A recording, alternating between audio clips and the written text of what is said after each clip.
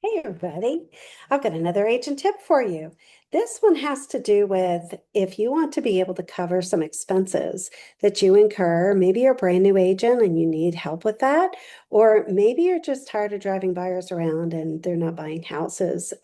These are some options, completely optional. I personally, honestly, have never used these ever. But I do know agents that do, and I understand why they do. And of course, we encourage you to work your business the way you want to work your business, right? You are the CEO of your own business. So we're going to first talk about if you're doing like a listing, okay? So I'm going to share my screen so that you can see how you would do this. Okay. And then forgive all the tabs I have open because I have quite a few. All right. So this, we're going to start with the exclusive seller brokerage engagement agreement. And let me give you a scenario. Let's say you've agreed to list somebody's house and you said, I'm not going to just do the standard things. I'm going to provide an open house, but I'm going to do a mega open house. I'm going to have a food truck present. I'm going to do a massive, beautiful, wooden sign post with a fancy sign. I'm going to pay for Facebook ads. I'm going to pay for some exclusivity within Zillow. I'm going to do just different things that are going to cost me quite a bit of money. Or even if it like say a commercial deal, with commercial, you might have to pay to be on some of the upgraded sites or some of the commercial sites. So in order to do this, there are ways in which you can charge not just the compensation, you can charge a retainer fee, or you can charge an additional transaction fee if the deal closes.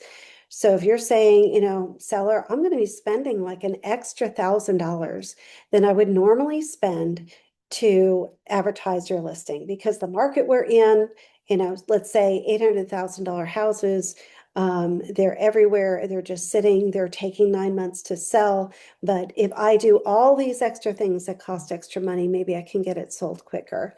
So how you would do that, and let me put it down another way too. So let's say you're starting out, you're a brand new agent, and um, there are costs. You have to buy a sign, you have to buy a lockbox because you don't have one from a previous need. Um, that could be another reason. Or maybe it's a transaction fee. You want that transaction fee covered so that you can retain all of the commission or, whatever it might be. So whatever the dollar figure is, you can come down here in your listing agreement. And, let's say that you're going to share that compensation with the buyer's agent, and that's been agreed to between you and the seller.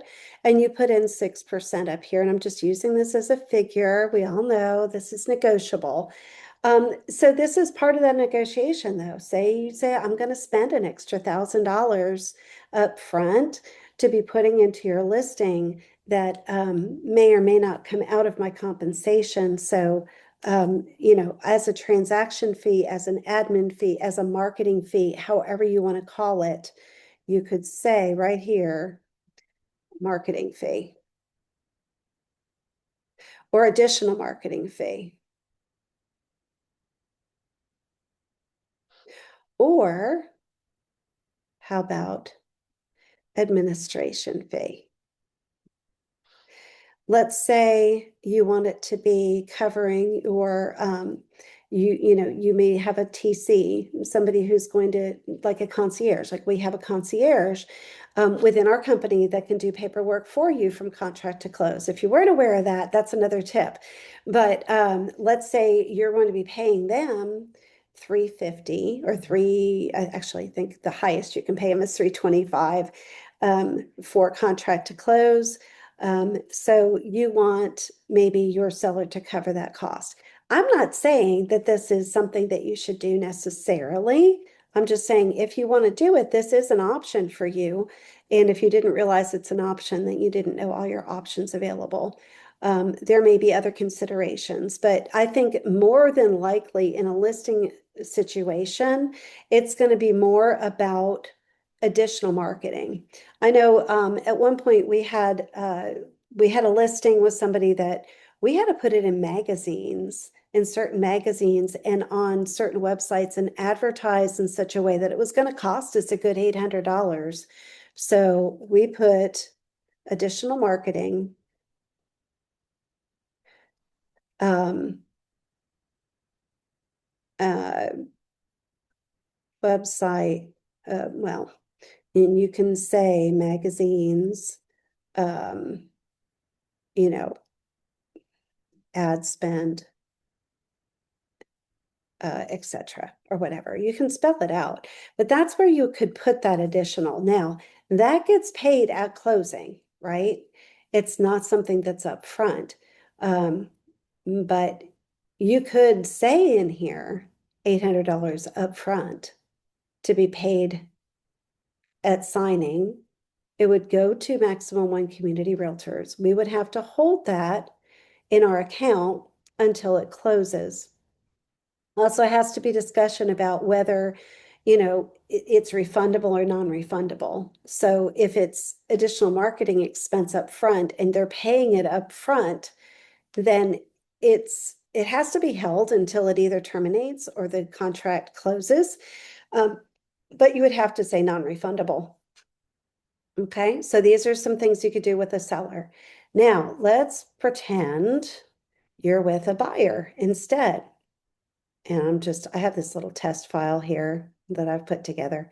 So the first time I ever heard of this concept, because I didn't do it, this concept came about because one of our agents spent a good 6 months driving around these people looking for houses that was pre-qualified. They were pre-qualified. They looked like they were really looking.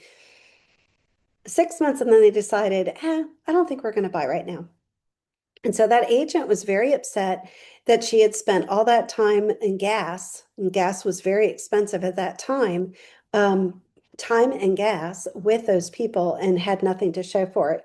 Now, for me personally, all the way up until that time, I had done that and I had lost buyers, and I figured that was just a part of business. And you can work your business that way if that's the way you want to work your business. I'm not saying this is right or the way to do it, or this is up to you, but this is an option for you. You come down, and in the value of your professional services, you can say, yes, my compensation when I'm working with a buyer is going to be 3%. That's what you're going to owe. And we will definitely direct the seller, the broker, to seek to get the seller's broker to pay all or a portion of that. But you can also say under other, let's say $500 administration fee.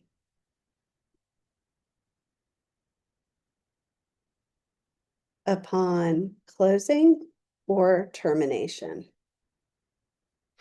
Okay, so that says where it is and what it's for. You could also call it a transaction fee. Let's say you're on a plan that is in maybe our Emerson office or our Calhoun office or whatever, and you're paying a transaction fee of $475. Well, this allows the buyer to cover that transaction fee.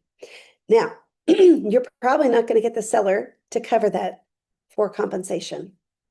You're probably going to have to get the buyer to pay that.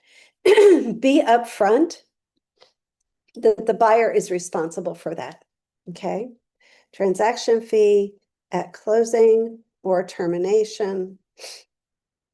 You can also then write down here at the bottom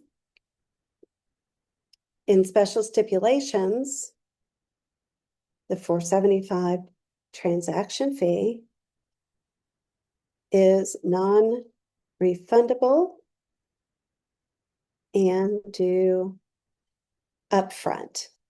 Now, if you're going to write that, of course, you don't say that it's payable upon transaction closing or termination. That's another place you could put it. Okay, so I'm hoping that this tip helps you. I do know that we do have agents that charge this. I know that there are companies out there, if you look on their Altas, that charge it across the board.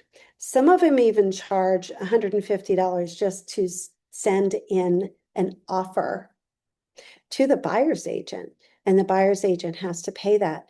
So if that's the case and they're working with that particular company, that could be something that's put on the buyer as well. Now, I'm not saying, get the buyer to pay for everything and you get it off scot-free. I'm saying this is your business and you can run your business the way you want to run your business.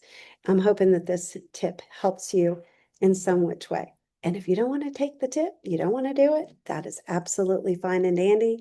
Many people don't. Stop the share.